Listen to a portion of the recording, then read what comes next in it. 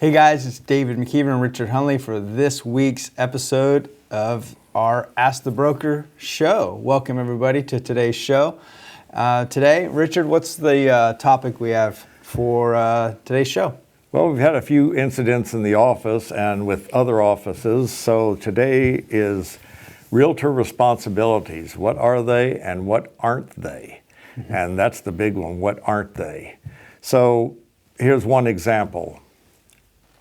We had one where the lender got on the phone with the client, told the client that everything was good.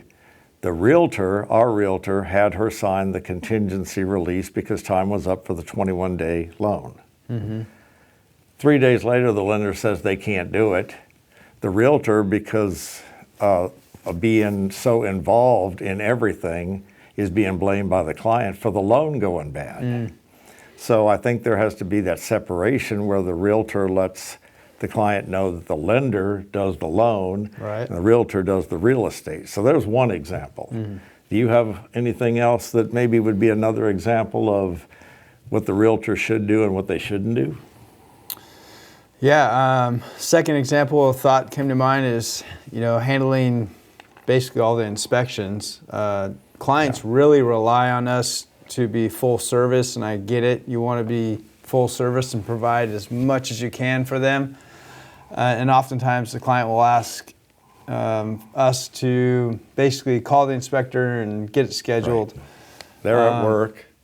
Can you do it for me? And I get that, and I do that for them.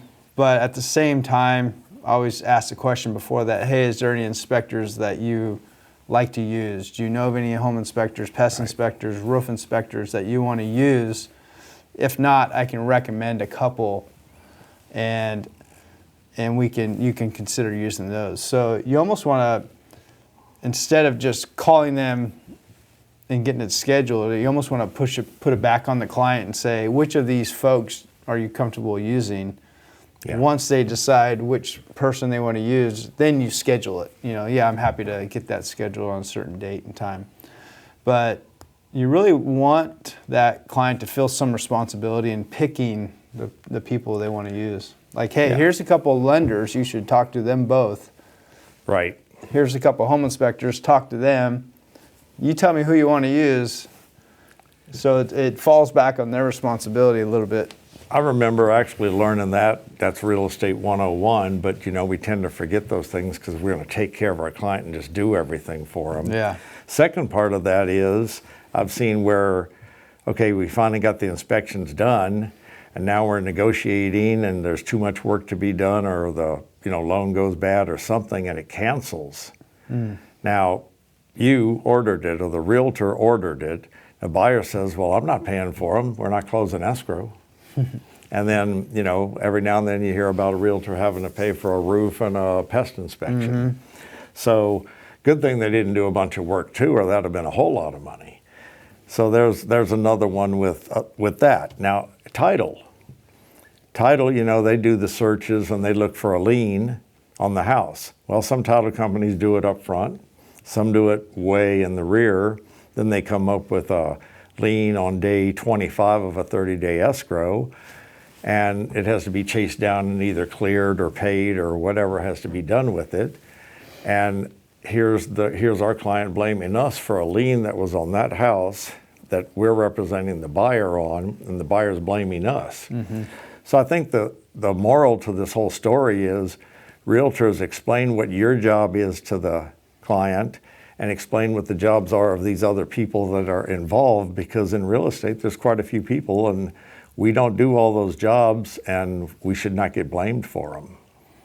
Yeah, it really takes a team of people to get an escrow closed, Yes. Lender, title, inspectors, you name it. And oftentimes it can, if you're the source, and we are the source of it all, but you got to explain the differences to your client for sure. So separate them. The blame, if there becomes blame, falls accordingly. That's right. Yeah. So realtors, explain. This person does this. What I do with the loan contingency, I tell my client, call the lender, tell them your loan contingency is up in 2 days. are we good? Can I sign the paper with my realtor to release that contingency? Yeah. And call me back and let me know what they said. If we have a problem, let's hurry up and take care of it.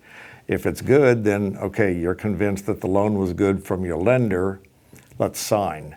But if you kind of do it the other way, then you're kind of between the rock and the hard place if it goes bad. Yeah, if you make the call to the lender and the lender says you're good, and then you call the client and say, hey, we're good, then it's going to fall on your shoulders. Yeah, then it's not good, and Yeah. you're the one that said it was good. Yeah. So, and that happens because we want to be full service as realtors, which we are, but sometimes our service carries over into somebody else's service, and we maybe shouldn't go there because we can get in trouble. We can't control what these other people do.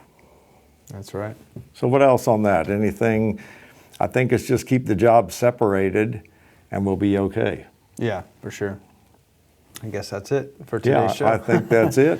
All right, guys, thank you so much for watching this week's Ask the Broker show. We'll see you next Friday for a new show. See you then. Thank you.